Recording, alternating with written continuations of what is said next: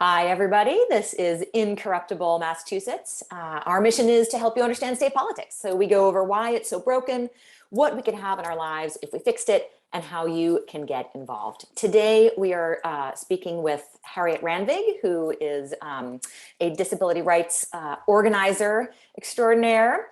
And before we introduce Harriotte, I'm going to go ahead and have Jordan Berg Powers and Jonathan Cohn introduce themselves. Jordan? My name is Rotenberg Powers. I use he, him, and I have several years of experience in Massachusetts politics across the state. And Jonathan. Jonathan Cohn, he, him, based in Boston, and have been active in a number of issue and electoral campaigns here in Boston. And I am Anna Callahan, she, her, here living in Medford. Very interested in fixing up our state, making it really represent who we are. So Harriotte Ranvig, I would love for you to introduce yourself and Mass Adapt a little bit about your personal history too. Sure. My name is Harriotte Ranvig. I've lived in Somerville since 1983. And I happen to have become blind by the age of 14, grew up in South Georgia, was fortunate enough to get homeschooled by my parents for 5 years, ended up being also fortunate enough to go to a private high school, very small in New Hampshire, and be the first blind student. Likewise, in my undergrad at a small liberal arts school called Antioch College. 2 of my 5 years I spent in Germany for studying literature and working with multiply disabled children. So that's just the first little third of my life. I'm 75 years old. And so I've also had the good fortune, I'm a musician. I've been a massage therapist. I'm what's called an ethnomusicologist, which means music and culture. And I have performed the music of North India. I also have done disability advocacy off and on since 1985. And I've also worked with women coming out of our criminal justice system to aid them in education and vocational opportunities. I spent a good deal of time raising my 2 children, one adopted daughter from India. And then I got much more actively involved in 2013. I was invited to participate in a brand new chapter of National Adapt, which is Mass Adapt. National Adapt started in a very informal way with a handful of people in Denver, Colorado, chaining their wheelchairs to transit buses and themselves to their chairs for 2 days in just after 4th of July, 1978. And that was the beginning of the movement so that we would have accessible buses around the cities of the United States. Wow. Also, many of these people were the original writers or beginning of writing the Americans with Disabilities Act. So there's quite a long tradition of nonviolent action carried to different cities. I've participated and been arrested in Little Rock, Arkansas. I've been arrested by various police in the gallery when they shot down an amendment in the last 4 years for small businesses to be accessible. I've been arrested in the rotunda with 40 other people, making enough chanting noise to stop the first vote of the ACA in 2017. So that's just a little bit of background. So Mass Adapt not only joins with National Adapt for actions, but we do our own actions here. Everything from going to protest issues of access to various agencies and businesses, to sitting in with National Adapt to protest when Charlie Baker 5 years ago wanted to reduce the number of personal care hours for people who are disabled, many of whom are actually working, and without the personal care, they could not work and would often land up in nursing homes. And that brings us to the crux of the problem. Mm-hmm. Nursing homes have wings for people who have been injured and have to get rehab. But if you are already disabled and your care level goes down, you can land in a nursing home. If you don't have family, friends, and other means to get yourself out, you can be trapped in that nursing home.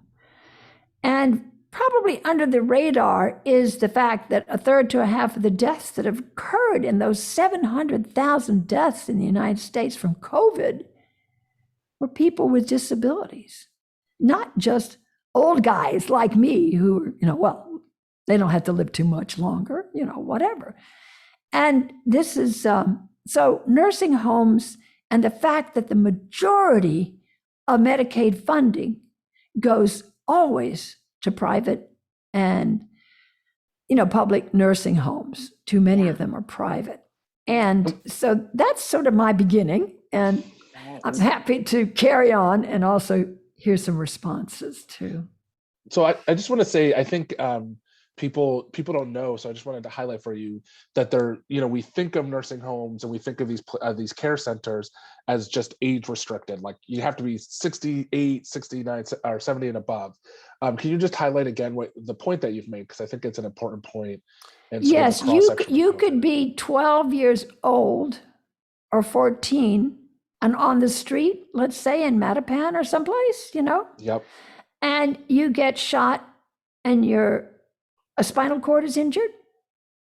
They have no problem keeping children in nursing homes. Yep. And they have no problem at all. And once you get in, unless you have a strong advocate, it's really hard to get out because they want to keep that money. That's a good money flow for them. That's right. That's right. It's a private facility. Yep. They want that. That's right. And that's my understanding, is that a lot of the work, especially during COVID, that a lot of the work that Mass Adapt, we could go on for many episodes about the work that Mass Adapt does, but during COVID, to help for there to be funding for people to have care outside of congregate settings, right? A congregate setting means you're inside of a nursing home, you're sleeping in a building with other people, and you have care attendants who go from one patient to one person to another, which is really, in terms of spreading COVID, it's like a recipe for spreading COVID. And as you said, where many of the deaths have been in congregate settings. And so my understanding is Mass Adapt has really been trying to get funding for people to have personal care attendants that can help them lead their lives outside of these very dangerous congregate settings. That's accurate. And we have made some great deal of progress since the 70s in that we have 5 or 10 independent living centers around Massachusetts, first being established in Western Mass, called Stavros. But the problem is, if the funding is too restricted, aiding people in their transitions out of nursing homes is difficult, and preventing them from going into nursing homes is difficult. And then you add disaster relief to that, and you've just got another layer that is very intense. And the other point I wanted to bring out, which I'm sure Jonathan and Jordan and you, Anna, all know, that I didn't know until I started working with ADAPT, is that we do get a big chunk of Medicaid for our state and with the American Rescue Act as well.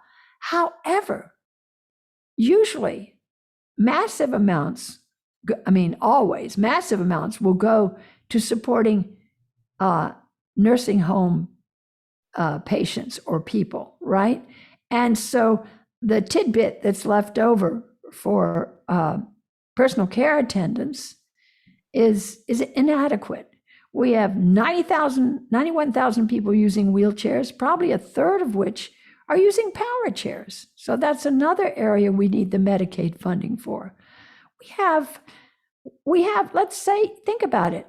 Your car costs X, your bike costs X, but a power chair, they say bare bones is $5,000 to $10,000. No, it's $20,000. And most of our bodies, if you've had a broken neck or whatever, you have to have all kinds of other customizations to your chair. So it can cost $50,000 or more. And if they, this in this rescue package, they were saying, oh, well, we could give you, the state government, gets to put its stamp on it. I think we could give you $1.5 million, plus we might give you another $1 million for the first year, and then you'll get another $1 million after that until 2024, So the figures don't work. It's just incredible. And that's why I got on a hearing. Go ahead. And who was it that made that proposal At our state? I would assume EOHHS. So the Baker administration is the people. Yeah, the Baker administration, hand in glove. Yep. And in fact, thanks to Pat Jalen, my senator, being on the Joint Finance Committee, I squeaked into the last hearing. And I did hear your podcast on the sort of need for hearings, but the uselessness of them in that if they go for 7.5 hours, and I stayed on the entirety of it to make sure I could speak. They may all get recorded, but who in the world has time to listen to all of them and make notes? So I don't know if it's just window washing, and maybe it is, but there you are. And I think it's important because there was a lot of media coverage and push that Baker should just get to spend the money however he wants. And I think it's important to note that when that happens, it reflects his values, which is, corporations get money, health insurance gets bankrolled, right? The private side of these get the money, and regular people don't. The people who need it. And so that's why it was so important that we have democratic oversight for this process. That's right. Yeah. That's right. There's one particular congregate setting that I know, Harriette, you have spoken about and that Mass Adapt has been working on, and that's the Judge Rotenberg Center. Do you want to give us a little intro to that? Sure. Way back when I was working at Mass Office on Disability as a client assistant advocate, we were basically the people who negotiated between the two major rehab commissions, the Mass Rehab Commission for everybody but blind people, and then, well, there were three. There was the Commission for the Deaf and Hard of Hearing, which was almost brand new at that time, and then there was Commission for the Blind. And so we negotiated when people were not getting appropriate necessary services. And while I was working there, I learned of the Judge Rotenberg Center, which had a different name, which was in Providence, Rhode Island. And we have a disability law center. They managed to get that thing shut down because they use these horrible aversive treatments, like spraying ammonia water in kids' faces.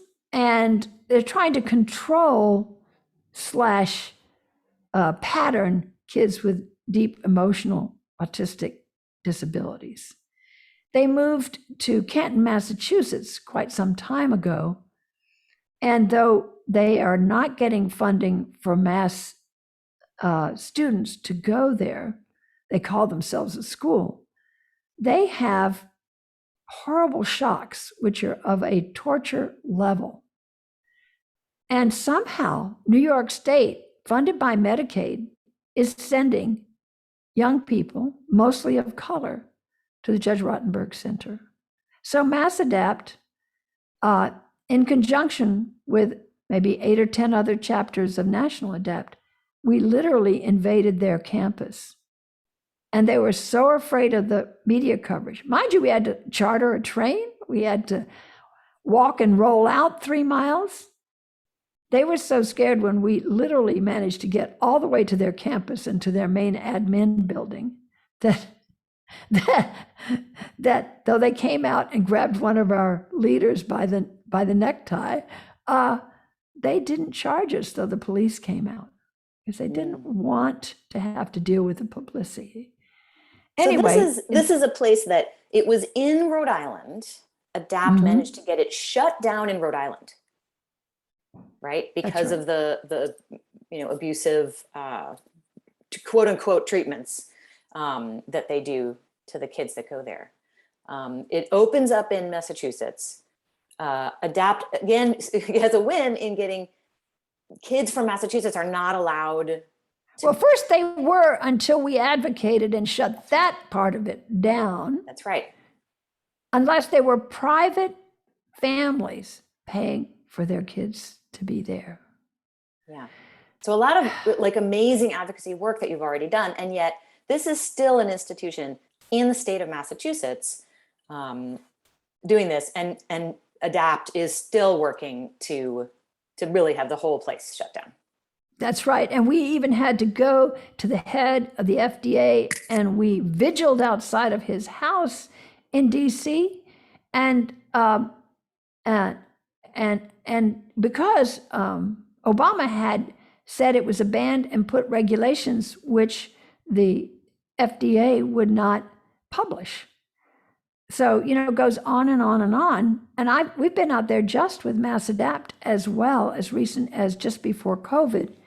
And they had signs all over their property, trespassing. So we just stood across the road and stood with all of our stuff. And the police welcomed us. They know it's a hellhole. And I was also mentioning before we started that now retired or out of office Jeff Sanchez did his best to make sure his nephew, adult, who had been abused there for years into docility, would be the proof that the therapies there was good, so that the bill to stop it would not go through.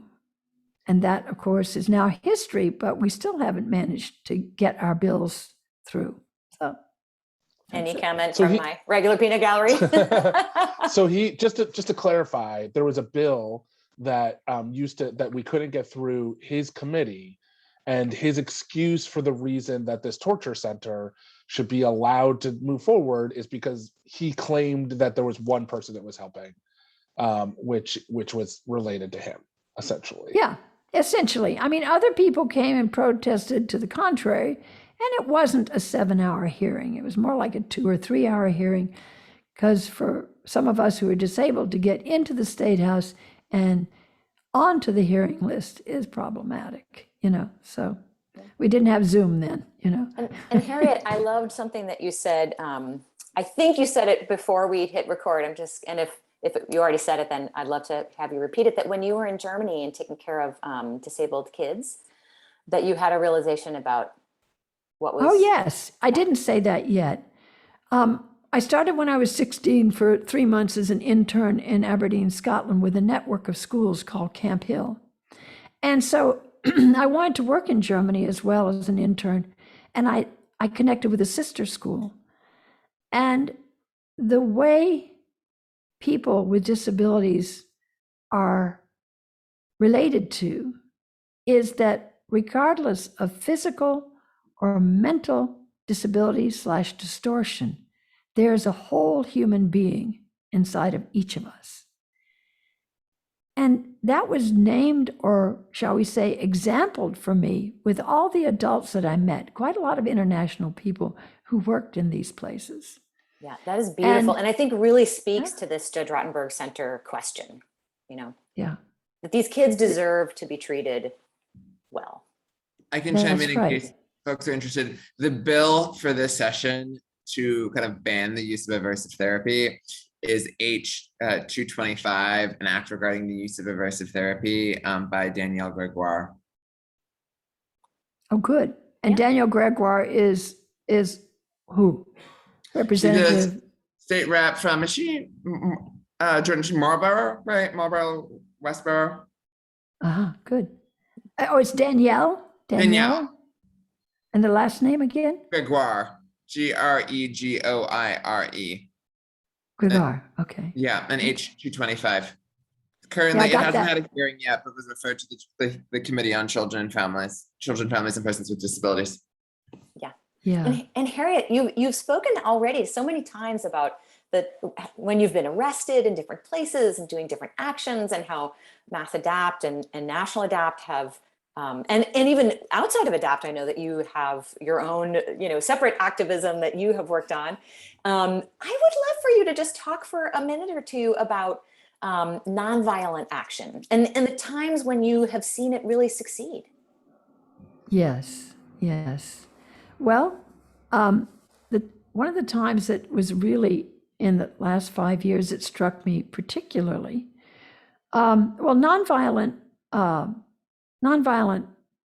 civil disobedience is something that's been around for a very long time, even before Gandhi, but Gandhi made it famous. In 2016, Baker and the Executive Office of Health and Human Services made an executive decision that people who were living at home with personal care attendants should need only 40 hours a week. And that is ridiculous. If you are a quad and you need to be bathed and toileted daily, and you may work a full-time job, such as my friend Michael Mewey, former director, retired director of the Cambridge Office for Persons with Disability for 20 odd years, you need 60 hours a week. So if we were to accept that limitation, that's the kind of thing that would put people back in nursing homes. So what we did, we united with National ADAPT and took maybe 100, 150 people into Ashburton Place, a 21-story state agency building. And we had a conference set up with Mary Lou Sutters, the head of Executive Office of Human Services. And she talked to us very sweetly. There were about 10 of us in her lobby at that point, and You were 10 lobbying. in the conference room. Good job. Yes. And she said, "Oh, I'm so glad you came." And then she went away. She said, "Oh, I'll listen. I hear what you're saying." She went away completely uncommitted to what we had to say. So we had people manage to block all the elevators, and that's a big building. And we shut down the building. And I think, though we weren't that many people, as I said, maybe 50 or 70 people outside, maybe 50 people inside, it was shocking enough and embarrassing enough that Baker reneged on the 40-hour limit and instructed others the same. Okay. Now I have to say, that kind of direct result is not so common, but it worked this time. And what ADAPT and other disability groups who unite with us, what we're committed to is continually demonstrating or making ourselves visible so that the public remembers that disability is a club that is not discriminating. However, it is always going to affect people of color and people who have too little income. So far more than white folks. So that's the ugly reality of it all. And I'm very passionate about it, as you can tell. We love that. So one thing I want to highlight is, you're talking about in 2016, really fighting for people to be able to have lives outside of nursing homes. And so when we talk about it being especially important under COVID, I would love to hear you talk about it as something like what the importance is of people being able to live independent lives. This not talking about COVID, right? Obviously under COVID, it leads to horrible, horrible things. But talk about the importance of people being able to live outside of nursing homes and congregate settings. Well, I think the huge story about that is the invisible story for most of us, that ironically, any of us has the right to get nursing home care. But we don't yet, even with the Americans with Disabilities Act and the Olmstead Act have full rights to live independently in our own communities without being segregated. For example, seniors shouldn't be segregated, nor should people with disabilities be segregated, right? But the awareness that we don't have the right, and also the awareness that it's far cheaper for the budget to have us be in personal care at home, even including our wheelchairs and our Hoyer lifts and everything else that we may need, than to be in a nursing home. You know, $75,000, $100,000 a year coming out of that Medicaid from people's hard-earned money, right? That's right. So but the nursing home industry, I'm sure, has a lot of lobbying dollars to make sure that that money is going to go to them. that's right. In fact, in my first arrest, I was sitting in at the Arkansas Nursing Home Association. And they were so confused. They'd never seen 200 people in wheelchairs around, and then we just occupied the place, right? You know, and they were dumbfounded. And mind you, do you think they have enough accessible sidewalks? That means you have to roll around on the streets, and that makes you arrestable. Wow. If they don't like it. Yeah. So, yeah, I mean, there's more and more to be done. And of course, we know from the terrible example of the Soldiers Field home, which has kind of avoided litigation, but I think it's still in the process of being litigated for the first real pandemic load of deaths in a nursing home. But we just can't even get a real figure on those deaths. So keeping people out is enormous. I mean, you know, we should be funding the the independent living centers in a far greater way than we do. So ask me more questions. That's as far as I can say right now. Ooh, Harriotte, this is, I could talk to you forever. I think we could all talk to you forever. It's really both fascinating and just riveting, even to hear your personal stories. I'm going to go ahead and close us out because I know we're coming up on time. Jordan and Jonathan, do you got any final thoughts?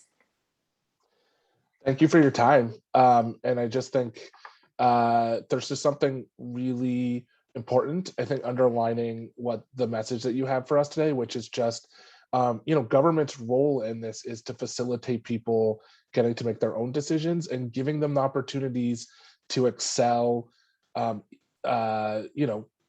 to help them get the things they need to excel, right? Like if you need somebody to be at home with you as a personal care attendant so you can live your life to its fullest, then that's its role, right? Like instead of seeing, disabled people as cash cows, which I think is unfortunately currently the way they see them, not as people, but as opportunity to make money. And it needs to be that we see them as people, and we need to figure out how every single individual gets what they need to thrive. Yes, because we all deserve quality of life as best we can get it, right? Yep. Amen. Yeah, I think it's working for people instead of money. I think that's a theme here. Yeah, to bring it back around. I think that's what it was, right? That underlies it. Thank you. A lot of that discussion reminded me of one book that's called The Poverty Industry by Daniel Hatcher that looks at some of those nursing home schemes and other types of ways that you often see like state governments and private industry kind of working together and kind of diverting money away from those that need it most. Thank you again. It's just been fascinating and impressive, fascinating and also just deeply impressive of all that you and kind of other actors have been able to do. And one of your latter comments just reminded me of the way that the way that kind of activism, especially let's say protests, function to be able to make visible what others would rather stay invisible. And kind of that kind of element of, let's say, you're talking about kind of organizing and simply being present in a space so that there is a problem that they cannot kind of brush aside, and that they have to actually face the problem up close and force it to a resolution. Thank you. That is such a key point. We are here, and we're here to represent, even if we're a small body. 1 out of 5 Americans has some disability or other, visible or invisible, denied or acknowledged. There you are, you know. And thank you for the opportunity to share, you know. Harriotte, thank you so much. What a pleasure. We will talk to everybody next week. Great.